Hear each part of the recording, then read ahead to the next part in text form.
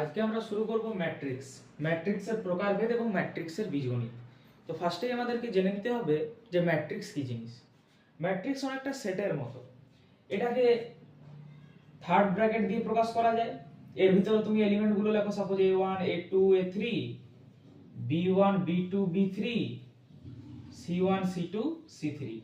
Third ব্র্যাকেটের মধ্যে প্রকাশ করা যেতে পারে, অথবা ফার্স্ট ব্র্যাকেটের মধ্যে এলিমেন্টগুলোকে লিখে প্রকাশ করা যেতে পারে, অথবা দুটো এরকম দাড়ি টেনেও তার ভিতরেও লিখে প্রকাশ করা যেতে পারে। এটা আর এটার বেশি প্রচলন, এটা কম প্রচলন, প্রায় নেই বললেই চলে। তাহলে আমরা ম্যাট্রিক্স বলতে মূলত থার্ড ব্র্যাকেট বা ফার্স্ট ব্র্যাকেট দিয়ে বোঝাবো। এবার আমাদেরকে জানতে হবে কোনটা ম্যাট্রিক্সের রো, কোনটা ম্যাট্রিক্সের কলাম। দেখো, এইভাবে যেগুলো আছে, এইভাবে যেগুলো আছে, এইভাবে যেগুলো আছে, এইগুলোকে বলা হয় রো। এগুলো কি বলা হয়? রো। এটা আমার এক নাম্বার রো, তাই রো 1, এটা রো 2, এটা রো 3। তাহলে এইভাবে যেগুলো আছে সেগুলো হচ্ছে রো। এগুলো কি বলে? রো। আর কলাম কোনগুলো? এইভাবে যেগুলো উল্লম্ব স্তম্ভের মতো আছে, এইগুলোকে আমরা বলছি কলাম। তাহলে এটা ফার্স্ট কলাম, তাই কলাম 1, এটা কলাম 2, এটা কলাম 3। তাহলে মনে রাখার উপায় কি? অনেকে ডাউট থাকে কোনটা রো কোনটা কলাম। না, যেটা এভাবে খাড়া, মানে স্তম্ভের মতন, একটা ঘরের খাম্বা বা পোল যেরকম হয়, সেইগুলো হচ্ছে কলাম, আর এগুলোকে বলা হয় রো। তাহলে রো আর কলামের ধারণা ক্লিয়ার? কোনটা রো আর কোনটা কলাম আমরা বুঝতে পেরেছি। রো কোনটা কলাম কোনটা যদি আমরা বুঝতে পেরেছি, তাহলে এবার আমাদেরকে জানতে হবে কোন একটা ম্যাট্রিক্সের অর্ডার কিভাবে আমরা নির্ণয় করব। সাপোজ এ একটা ম্যাট্রিক্স, তার ভিতরে এলিমেন্ট আছে 1 2 3 4 5 6 7 8 9। কেউ জিজ্ঞেস করলো এর অর্ডার কত, এর অর্ডারটাকে এখানে লেখা হয়। তাহলে আগে আমাদেরকে কাউন্ট করতে হবে রো কটা আছে। ফার্স্টে রো গুলোকে কাউন্ট করতে হয়। তাহলে একটা রো, দুটো রো, তিনটে রো, তার মানে এখানে রো এর সংখ্যা লিখলাম 3। এরপর ক্রস চিহ্ন দিতে হয়। কলাম কটা আছে? একটা কলাম, দুটা কলাম, তিনটা কলাম, তার মানে কলামও তিনটে আছে, তার মানে এর অর্ডার হয়ে গেল 3 ক্রস 3। গুণ করে লেখা যায় না 3 × 3 = 9, ওটা নয়। তাহলে এর অর্ডার কত? 3 ক্রস 3 এরকম বলবো। তার মানে আমি বুঝে গেলাম তিনটা রো, তিনটা কলাম। এবার সাপোজ আরেকটা ম্যাট্রিক্স বি আছে, সেটা আছে সাপোজ 1 2 5 9 7 2 3 5, আর আছে 1 7 2 9। বললো এই ম্যাট্রিক্সটার অর্ডার কত। তাহলে ফার্স্টেই আমাকে কাউন্ট করতে হবে কটা রো আছে। তাহলে একটা রো, দুটা রো, তিনটা রো, মানে রো পেয়ে গেলাম 3, ক্রস চিহ্ন। একটা কলাম, দুটা কলাম, তিনটা কলাম, চারটা কলাম, তাহলে এর অর্ডার হয়ে গেল 3 ক্রস 4। 3 ক্রস 4 হয়ে গেল এর অর্ডার। তাহলে আমরা বুঝে গেলাম একটা ম্যাট্রিক্সের রো কোনটা, কলাম কোনটা, কিভাবে ম্যাট্রিক্সকে লেখা হয়, একটা ম্যাট্রিক্সের অর্ডার কি হয়, এগুলো আমরা বুঝে গেলাম। এরপর আমাদেরকে যে জানতে হবে বিভিন্ন প্রকারের ম্যাট্রিক্স। যেমন আমাদের চ্যাপ্টারের শুরুতেই নাম লেখা আছে ম্যাট্রিক্সের প্রকারভেদ। তাহলে ম্যাট্রিক্স নিশ্চয়ই অনেক প্রকারের আছে। তাহলে ফার্স্টে আমরা ম্যাট্রিক্স, বিভিন্ন টাইপের ম্যাট্রিক্স সম্বন্ধে জানব। যেমন একটা হয় স্কোয়ার ম্যাট্রিক্স। কি ম্যাট্রিক্স? স্কোয়ার ম্যাট্রিক্স, যাকে বাংলায় বলে বর্গ ম্যাট্রিক্স। তো বর্গ ম্যাট্রিক্স চেনার উপায় বা বর্গ ম্যাট্রিক্স আমি কাকে বলবো? কিচ্ছু ভাবার দরকার নেই, খুব সহজ ফান্ডা। না, যটা রো থাকবে তটা কলাম, অর্থাৎ রো সমান যদি কলাম হয়, যটা রো তটাই যদি কলাম থাকে, তাহলে আমি সেই ম্যাট্রিক্সকে বলবো, কি বলবো? বর্গ ম্যাট্রিক্স।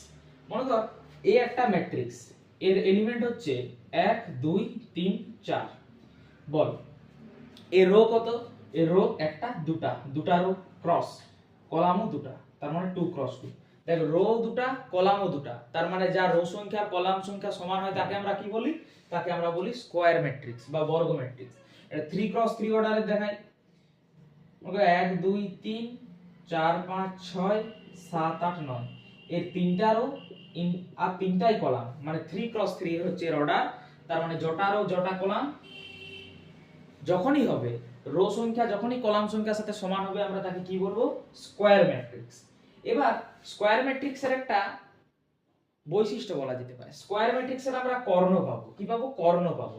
অন্য কোনো ম্যাট্রিক্সের আমরা কর্ণ পাবো না, কিন্তু যখনই স্কোয়ার ম্যাট্রিক্স হবে তখনই আমরা তার কর্ণ পাবো। কর্ণ কোনটা? এই যে এই এই ম্যাট্রিক্সটার ক্ষেত্রে এই 1 আর 4 হচ্ছে কর্ণ, মানে কর্ণ বরাবর এলিমেন্টগুলি কি কি? 1 আর 4। সিমিলারলি এর কর্ণ বরাবর এই এলিমেন্টগুলি কি কি? 1 5 আর 9। 1 5 আর 9। আমি যদি আরো একটা উদাহরণ দেখাই, মনে কর এ একটা ম্যাট্রিক্স যার এলিমেন্ট গুলো হচ্ছে A B C 1 2 3 E F G. তাহলে এটা তো একটা বর্গ ম্যাট্রিক্স, কারণ তিনটে রো আর তিনটে কলাম, তার মানে এটা একটা বর্গ ম্যাট্রিক্স। বর্গ ম্যাট্রিক্স যখনই পেয়েছি তার মানে এর নিশ্চয়ই আমরা কর্ণও পাবো। তাহলে এর কর্ণ কি হবে?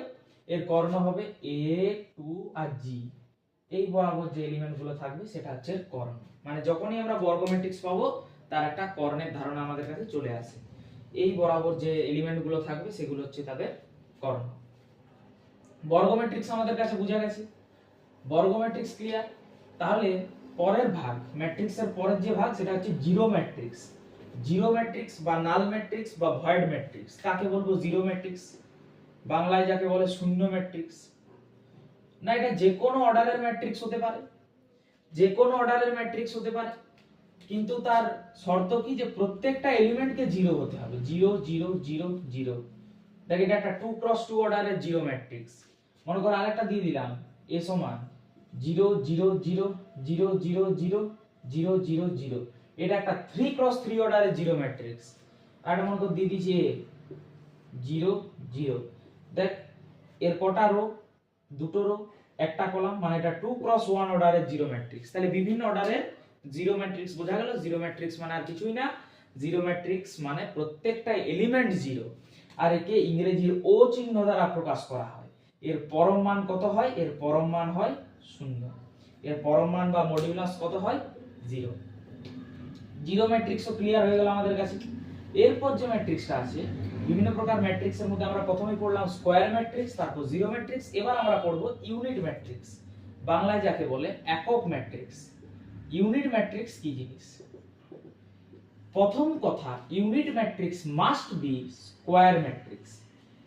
যদি কোনো ম্যাট্রিক্সকে ইউনিট ম্যাট্রিক্স হতে হয় তাহলে তার প্রথমেই একটা শর্ত আছে যে সেই ম্যাট্রিক্সটাকে অতি অবশ্যই স্কয়ার ম্যাট্রিক্স হতে হবে।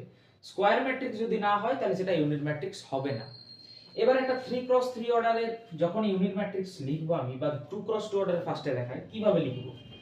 মনে করো এ একটা 2 × 2 অর্ডারের ইউনিট ম্যাট্রিক্স, সেটা লেখার নিয়ম হচ্ছে 1 0 0 1।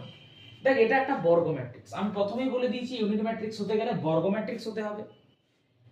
আর ফান্ডা হচ্ছে তার কর্ণ বরাবর এলিমেন্ট গুলিকে এক হতে হবে। দেখ, কর্ণ বরাবর যে এলিমেন্ট আছে দুটো, সেই কর্ণ বরাবর উভয় এলিমেন্টই কিন্তু 1। কর্ণ বরাবর এলিমেন্ট গুলিকে কত হতে হবে? এক হতে হবে। বাকি যে এলিমেন্ট গুলো পড়ে রইলো সেগুলোকে জিরো হতে হবে। তাহলে একটা 3 × 3 অর্ডারে লিখে দেখাই। 3 × 3 অর্ডারে লেখার নিয়ম হচ্ছে 1 0 0 0 1 0 0 0 1। এবার তোরাই দেখে বুঝতে পারছিস, প্রথম কথা এটা একটা স্কয়ার ম্যাট্রিক্স। কেন? কারণ এটা 3 × 3 অর্ডারের ম্যাট্রিক্স, তার মানে তিনটা রো তিনটা কলাম, তার মানে এটা একটা বর্গ ম্যাট্রিক্স। দেখ, এর কর্ণ বরাবর এলিমেন্ট গুলি এক।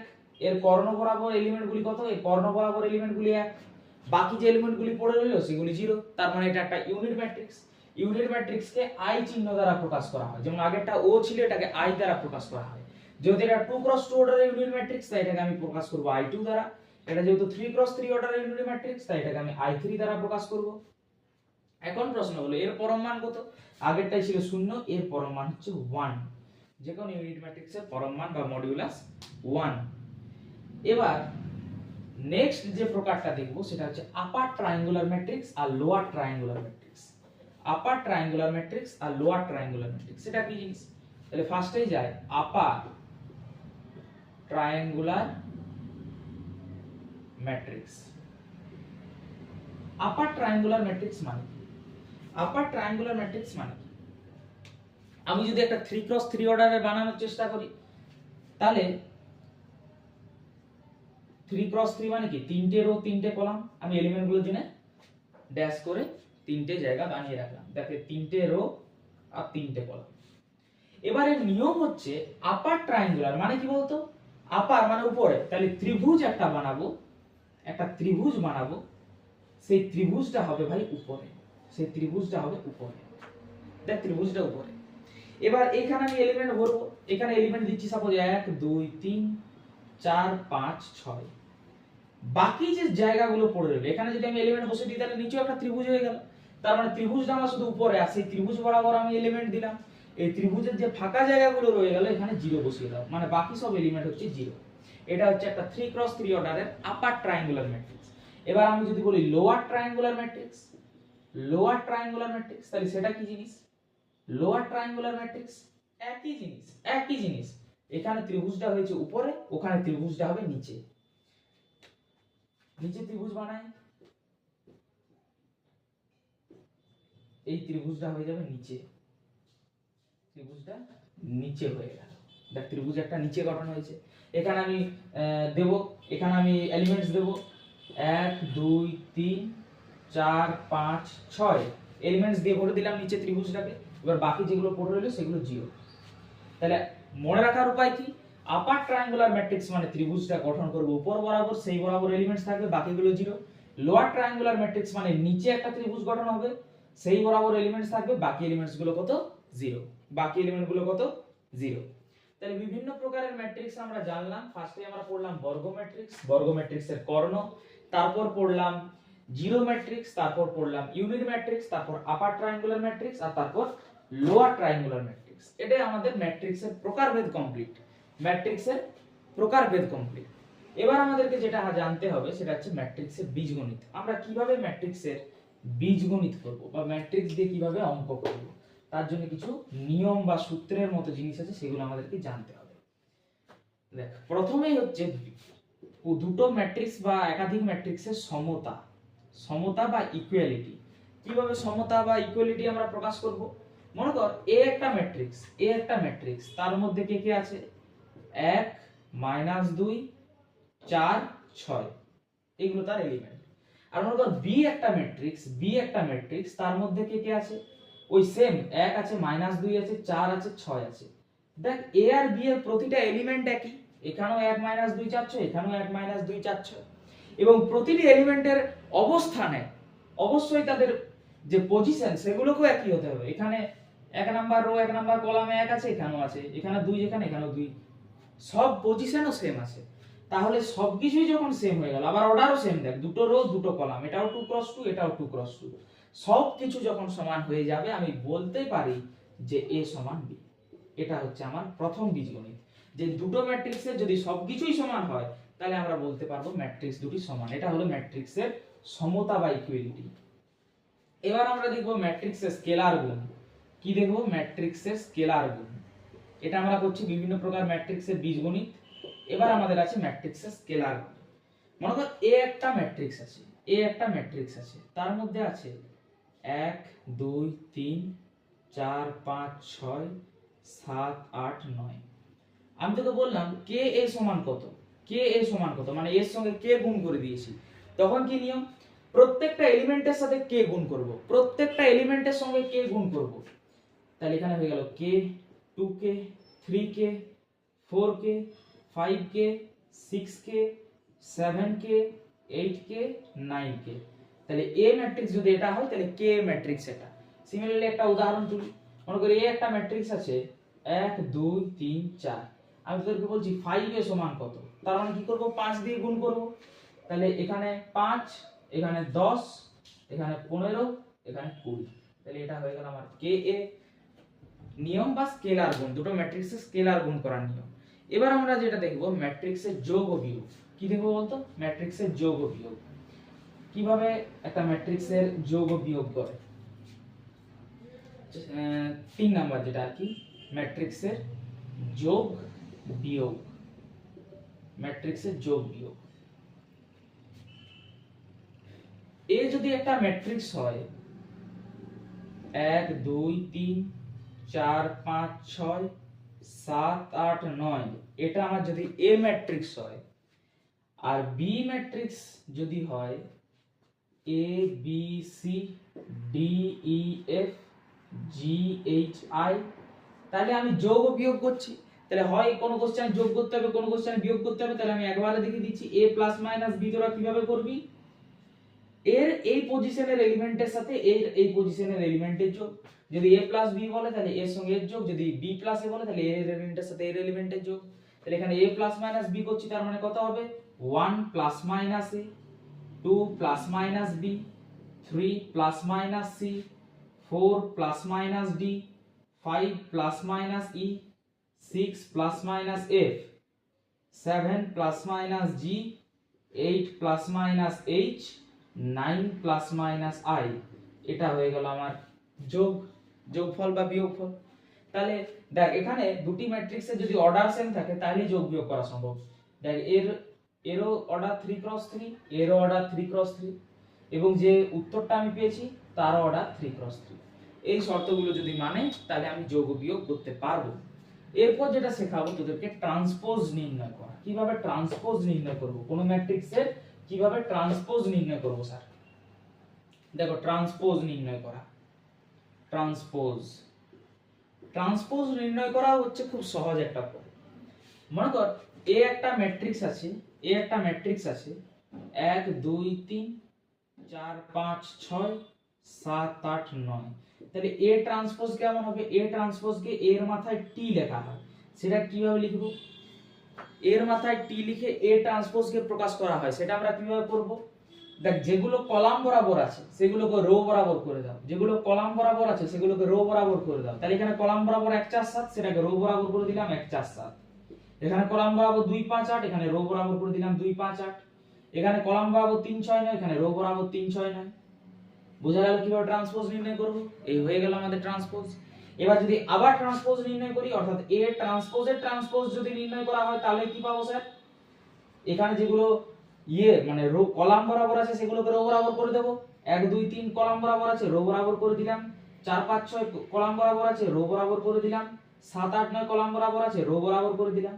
আচ্ছা দেখো তো এটাই এ কিনা, এটাই এ কিনা। এ সমান 1 2 3 4 5 6 7 8 9। এ ট্রান্সপোজের সমানও 1 2 3 4 5 6 7 8 9।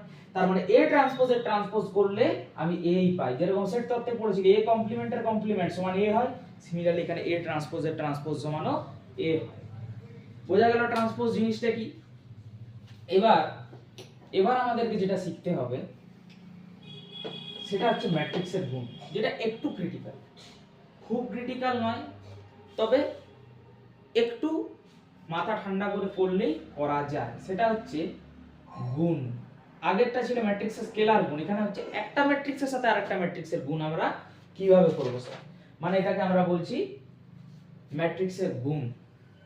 তো ম্যাট্রিক্সের গুণ আমরা কিভাবে করব, ম্যাট্রিক্সের গুণ করার জন্য যদি একটা ম্যাট্রিক্স এ হয় আর একটা ম্যাট্রিক্স বি হয়, তাহলে শর্তটা হচ্ছে এ এর কলাম যত হবে, এ এর কলাম যত হবে বি এর রো কেও তত হতে হবে। এই শর্তটা যদি ফুলফিল করে তবেই গুণ করতে পারবো, তাছাড়া গুণ করতে পারবো না স্যার।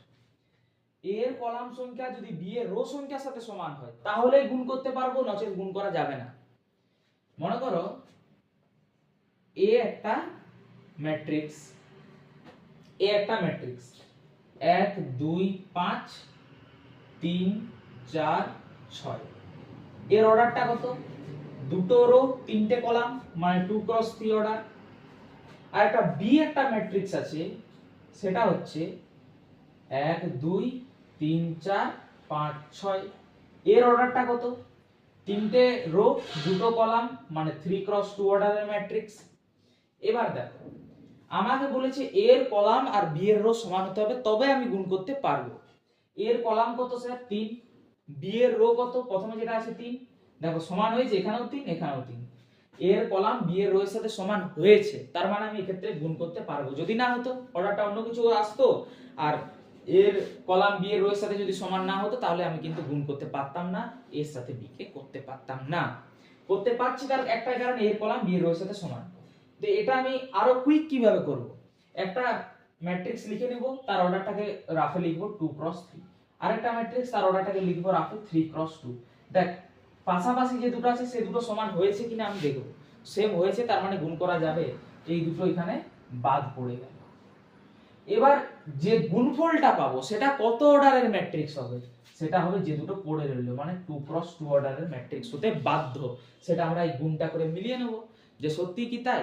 দেখো গুণটা করি, তাহলে a ইনটু b।